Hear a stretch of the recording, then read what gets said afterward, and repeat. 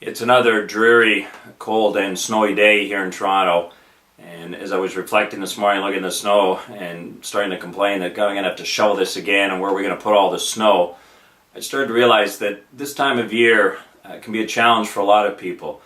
We spent a lot of time stuck in traffic and snowstorms this winter here in Toronto.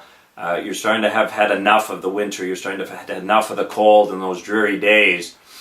And yet every once in a while it's important to sit back and reflect and say it is just the weather and it's winter in Canada, which is what happens, and understand what's important to me right now. And particularly this time of year, we've just come through Christmas, the new year, the visa bills have come, your new comp plan's in place, and you've put plans together. My question to everybody right now coming into the middle of February is, what are you doing to make sure that you're executing in those plans you've put together? What are you doing to make sure that you're successful and going to have a great year this year? Regardless of where your year end is in the business cycle, if you're on a calendar year end, you're in the middle of the first quarter right now. There's still lots of time to figure out what needs to happen. And however, if you leave it till the end of the second quarter, then you're going to be scrambling the rest of the year. So with the plans you put together, one, if you haven't put a plan together, what is your plan for the rest of the year? Secondly, if you've got that plan, what are you doing with it and how are you executing on that for success coming into 2011 and finishing the year off with a bang? You see, it's really important that week after week and day after day and month after month, you're doing the things you need to do to be successful this year to help you with that.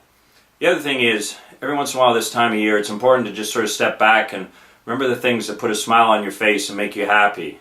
Whether it's time with family, looking forward to a trip in March break, looking forward to the summer coming up and getting out in the boat or opening the cottage or a family trip, those things will start to help you give a perspective on this dreary, cold time of year that can be hard on people, and we start to understand that it's not a fun time of year if you're not feeling well. So the cold and flu season has been tough as well.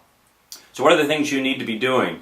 And so over the next couple of weeks, step back and understand what's most important to you and what are those things that put a smile on your face and get that smile back in your face. What are your plans and what do they look like, and what do you need to be doing through the end of February and the end of this first quarter to be successful in the rest of the year, making sure that you're executing on those plans and making them happen.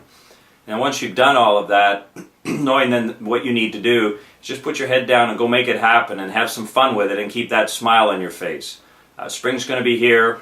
I can tell you that we'll be into June and July, and all of a sudden we'll start having some of those hot, humid days here in Toronto, and everybody will be complaining that it's too hot, and we're looking forward to the winter again. So understand that balance and that up and down that we have with weather and the sales game and the cycles of life.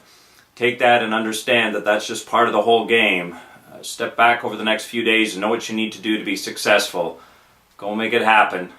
Good luck and good selling.